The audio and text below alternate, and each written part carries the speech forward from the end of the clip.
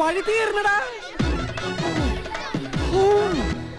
എടാ എന്തിനാടാ എന്നെ ഇങ്ങോട്ട് ഓടിക്കണേ? ഞാൻ നിങ്ങളെ വെച്ചൊരു കുട്ടികളുടെ ചിത്രം സംവിധാനം ചെയ്തു. എന്നൊരു തെറ്റല്ലേ ചെയ്തുള്ളൂ. ഞങ്ങൾ അഭിനയിച്ച് സിനിമ ഇറങ്ങിയിട്ടില്ല, ഞങ്ങളോട് കടം മേടിച്ച് കാശും തന്നിട്ടില്ല. ഞങ്ങൾ കുപ്പിയും പാട്ടയും ഇറക്കി വെച്ച കാശ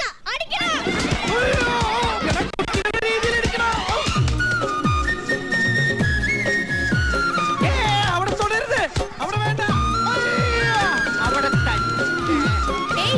ഇത് എന്ത് കളിയാ കുട്ടികളെ? കളിയല്ല കാര്യോടി.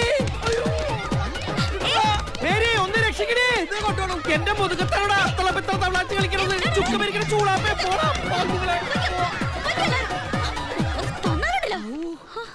എന്താ പ്രശ്നം? നിസ്സാര പ്രശ്നം. എന്റെ തെരുവിന്റെ നൊമ്പരത്തിലെ അഭിനേതാക്കളാ. അവരതിന്റെ സംവിധായകനായി എന്നെ കണ്ടപ്പോ സന്തോഷം കൊണ്ട് വന്ന് കൈയടിച്ചതാ. പക്ഷെ കൈയടിയുടെ ഇടയിലും ഞാൻ പെട്ടുപോയി. നാണല്ലോ സോളമന് ഈ കുട്ടികളുടെ അടുത്തുനിന്ന് കടി വാങ്ങാൻ. മുതിർന്ന നിന്റെ ചേട്ടന്മാരുടെ കയ്യിൽ നിന്ന് മാത്രം വാങ്ങിയാ മതിയോ? ഒരു ചേഞ്ച് ഒക്കെ വേണ്ടേ? തിരിച്ചങ്ങോട്ടൊന്ന് കൊടുത്താൽ എന്താ? No no no no no no. നമ്മൾ തിരിച്ചു ഒന്നു കൊടുത്താൽ അതിന് ബദലായിട്ട് വീണ്ടും കിട്ടും. അവര് തരുന്നത് ചുമ്മാ നമ്മൾ വാങ്ങിച്ചോണ്ടിരുന്ന പെട്ടെന്ന് പണിയും കഴിഞ്ഞ് അവര് പൊക്കോളും. പ്രതികരിക്കാൻ നിന്ന് കൂടുതൽ അടി കിട്ടും. ചുമ്മാതല്ല, ഇങ്ങനെ വെറും പേടിത്തൊണ്ടനായതുകൊണ്ട് നാട്ടുകാർ മുഴുവനും നിന്നെ കുഞ്ഞാടെന്ന് വിളിക്കുന്നത്. കുഞ്ഞാടില്ലേ നിന്റെ അപ്പൻ ഇട്ടിച്ചൻ.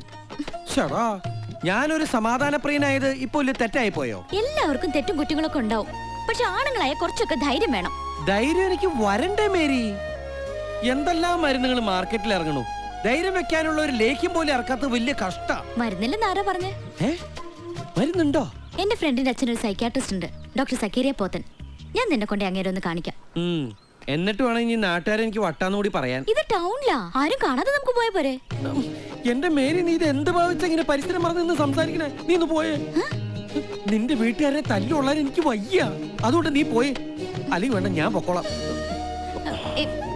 പിള്ളേർ അതിലല്ലേ പോയത്, നീ ഇതിലെ പോ.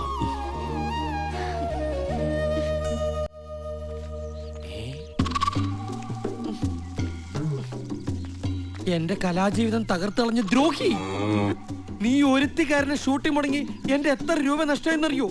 നിന്നോട് ഞാൻ എന്ത് തെറ്റ് ചെയ്തിട്ടാ ജാൻസി നീ ആ ചതി എന്നോട് കാണിച്ചത്? എന്താ ഓർമ്മയില്ല? ചവച്ചോണ്ടിരിക്കണ ബബിൾക്കം തുപ്പിക്കളഞ്ഞിട്ട് ഒന്ന് ഓർത്ത് നോക്കിയേ. Start camera rolling sir. Action!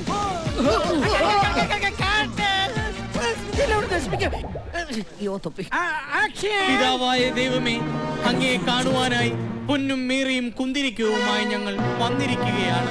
പാപികളുടെ മോചനത്തിനായി അങ്ങയുടെ മുഖത്ത് ഇതാ വന്നു.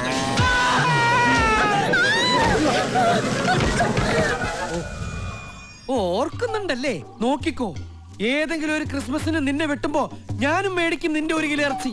എന്നിട്ട് ഉരുളക്കിഴങ്ങിട്ട് വെച്ച് വല്ല ചാവലപ്പെട്ടേക്ക് എറിഞ്ഞു കൊടുക്കും. കുഞ്ഞാടും പശുവും കൂടെ ഏത് പിണ്ണാക്കന്റെ കാര്യം പറയുന്നേ? നിനക്കെന്താ നെഞ്ചുവേനുണ്ടോടാ? ഇടയ്ക്കിടയ്ക്ക് തോമേട്ടനെ കാണുമ്പോ പറയട്ടെ, ഒരു 100 രൂപ തന്നിട്ട് പോടാ.